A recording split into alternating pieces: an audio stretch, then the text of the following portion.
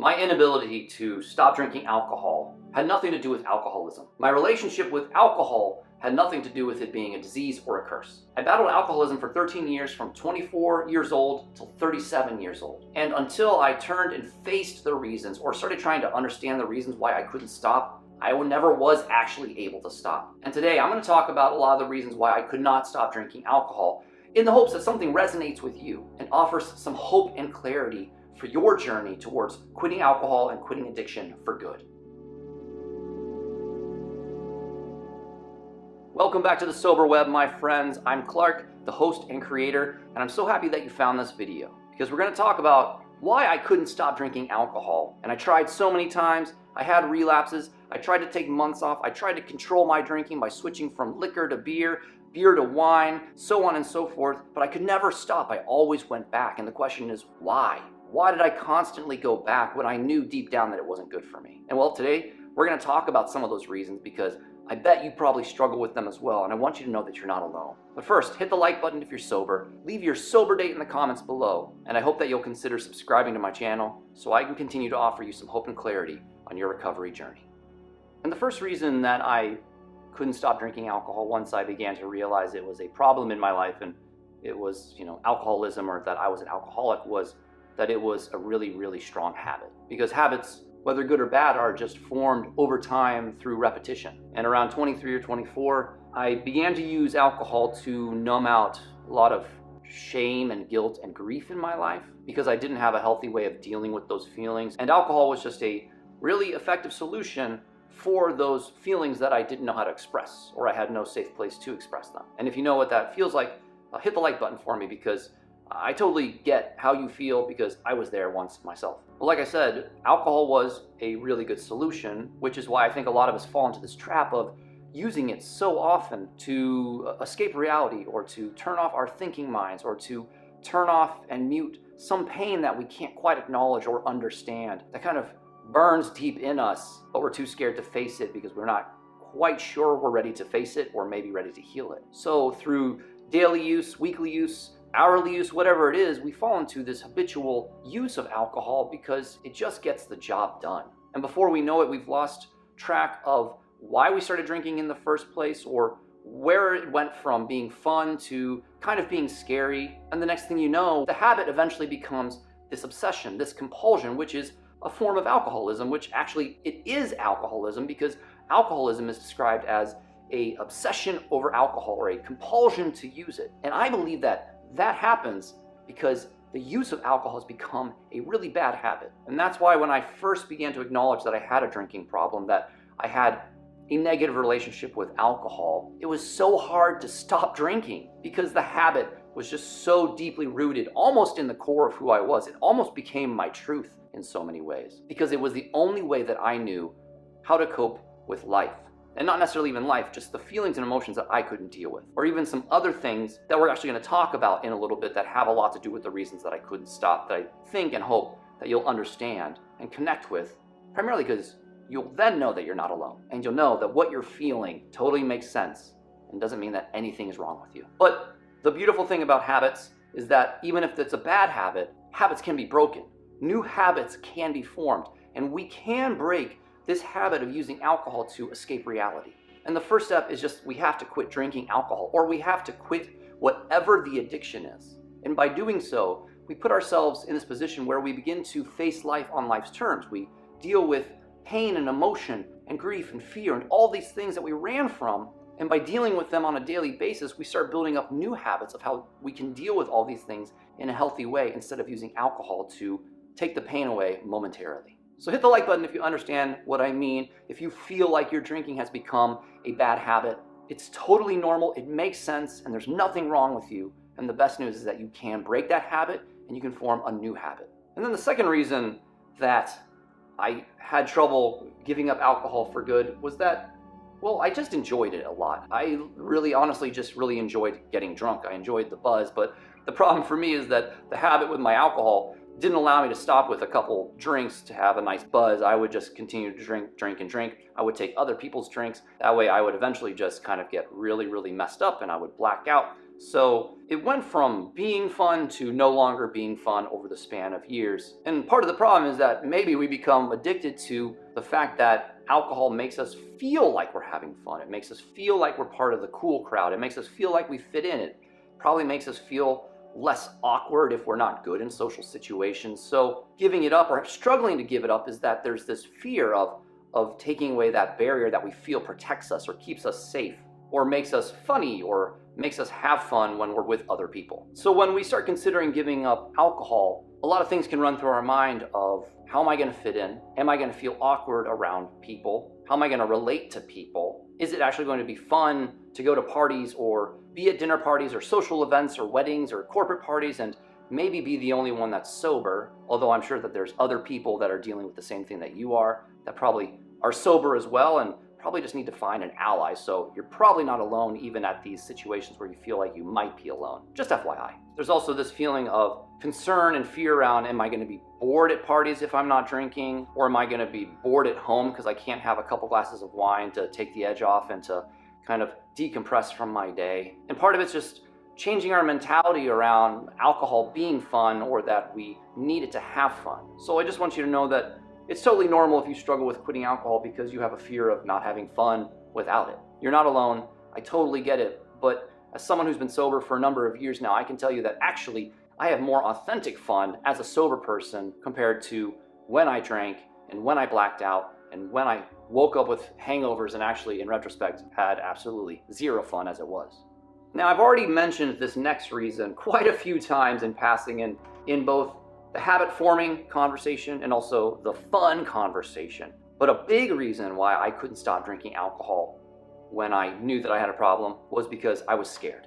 And I only began to understand how my fear drove my drinking and my relationship with alcohol once I got sober. And maybe my fear and being scared around quitting alcohol was more subconscious because I wasn't emotionally aware or spiritually aware enough to understand why I was drinking to escape all this fear in my mind and in my heart. But quitting alcohol for good, if it's become a coping mechanism, if you will, it's a scary idea what that means without that kind of protective barrier between you and the world. There's so much fear involved in quitting alcohol because we might be afraid of having to admit that there's a problem. We might be afraid of having to state that maybe we're an alcoholic. Quitting alcohol oftentimes forces change, so we might be afraid of what that looks like, what that's going to feel like. There's also this fear of the fact that if we stop drinking alcohol, we have to face reality. And everyone's reality is completely different. But most of our realities, if we use alcohol as a coping mechanism, as a way to numb out or turn our minds off, has to do with us running away from some pain in the past, some trauma, some grief, some toxicity, some sadness, something that turned your relationship with alcohol from one that was kind of fun into something that was a necessity, something that you were afraid to be without. And in a video where I talk about how I get sober in 24 hours, which is right there, I actually talk about how fear is the root of everything. And fear keeps us stuck in our alcohol use. But fear also drives us to alcohol use. Fear is actually the driving factor behind why we even start using alcohol in such a habitual way that we can't put it down even when we know it's no good for us. And so it's such a hard thing to stop drinking alcohol for good because it represents just so many things that you're going to have to face now that you don't get to escape from in a bottle or even in any type of addiction. And I don't want you to be scared about the idea of being afraid of quitting alcohol. I don't know if that's a double entendre, an oxymoron, being afraid of fear. But it's okay to be afraid of what life looks like outside of quitting alcohol. But don't let that fear keep you trapped in this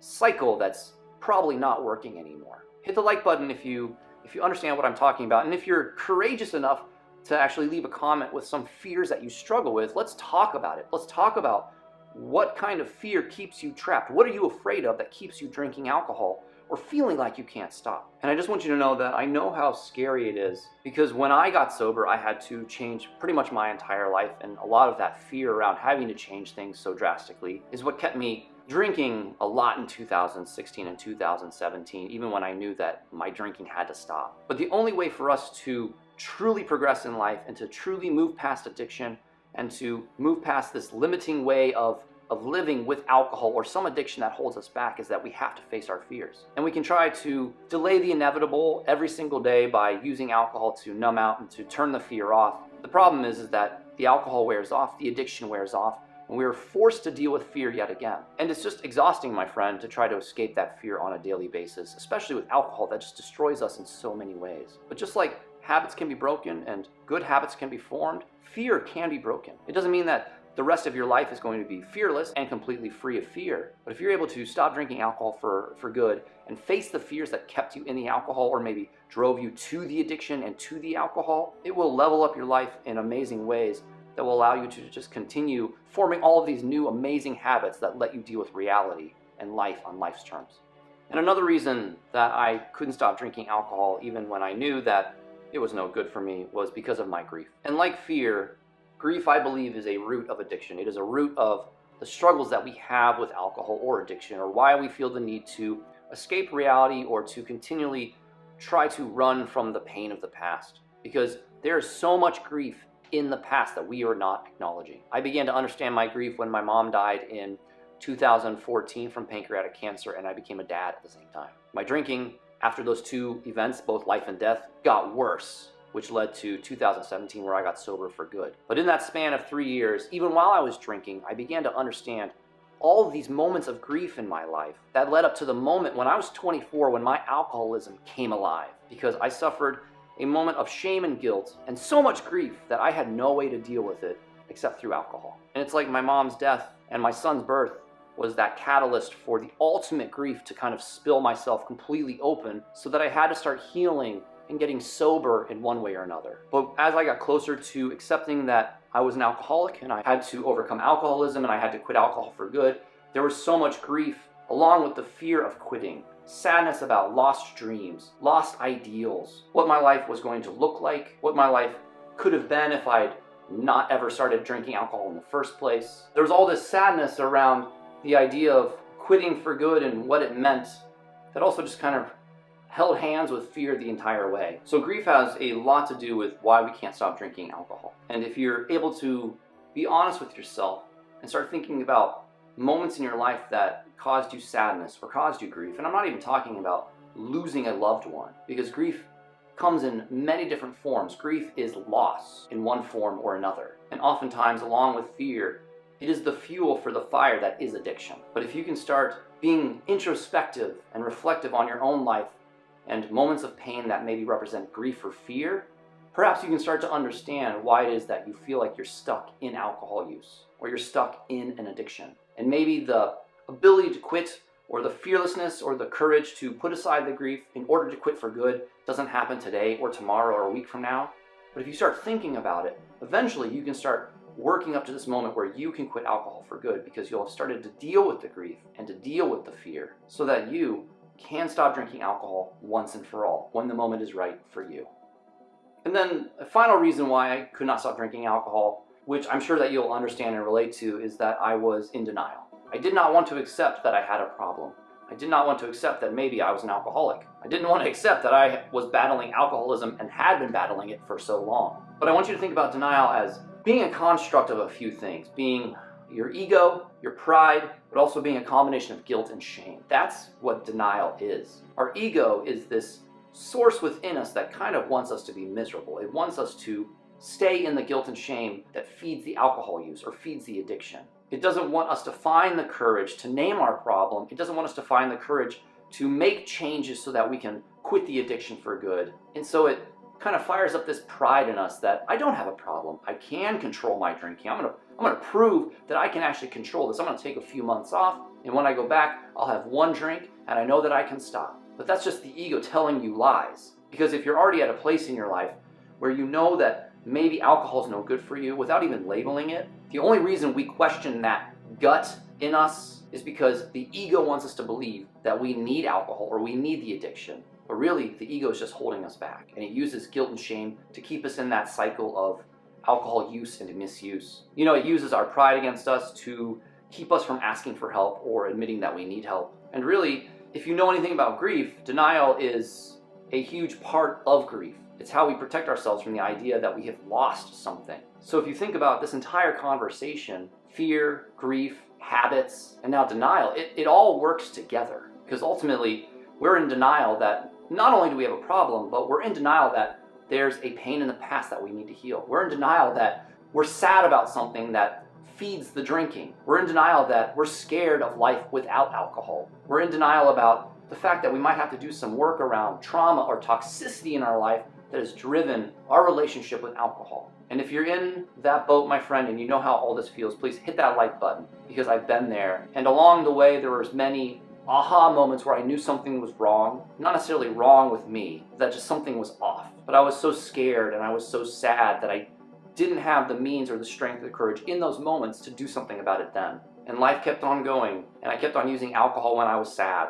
I kept on using alcohol when I was afraid. I thought it was fun, but eventually it wasn't fun anymore. And then eventually it got out of control and became so dark and insidious, I knew once and for all that it had to go. But even when I accepted that in 2017 and said I was an alcoholic for the first time, I relapsed 3 times after that. And so wherever you're at on your journey, I want you to be kind to yourself. Because even if these reasons speak to you and you know what I'm talking about, it doesn't mean that everything has to change right here, right now. I hope that it does. I would love for that to happen today, for you to quit alcohol once and for all. But like my journey, it was a journey of progressions. It was one of small steps working towards finally quitting alcohol for good after trying so many and so many times. And the most beautiful thing is that the reasons that I couldn't stop drinking alcohol became the reasons that I was able to stop drinking alcohol, which can be the same for you. Because by facing the grief and facing the fear, we then get to step out of this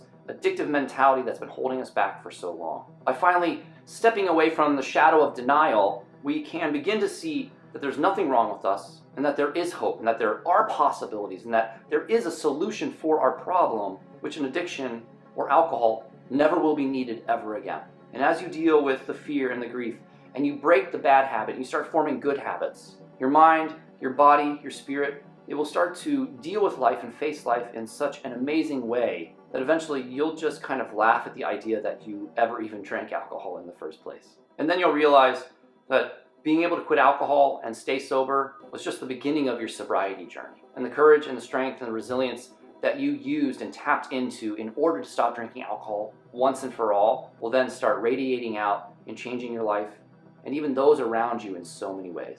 So there you have it, my friends. 5 reasons why I couldn't stop drinking alcohol even when I knew I had to stop drinking. I want you to keep in mind that there's absolutely no shame and guilt in your journey and where you're at. I hope something in the conversation today resonated with you and at least maybe helped you have an aha moment in one way or another. But remember, it's honestly baby steps. You can't solve this stuff overnight. You can't heal it all overnight. But at least if you are beginning to become aware of grief and fear and how it works in the addiction, in the alcohol use, and even how it led you to all of that, you can begin to heal it and break the hold of all of that stuff on you. I really believe it. It worked for me, and I do believe that it can work for everyone. So hit that like button if you found the video valuable. In the comments below, let me know what reasons spoke to you, but maybe even better yet, let me know some reasons that you have that you feel are a sticking point about quitting alcohol for good. If you know anyone that could benefit from this video, I really, really hope that you'll share it with them. And of course, I really hope that you'll consider subscribing to the channel so I can continue to offer you some hope and clarity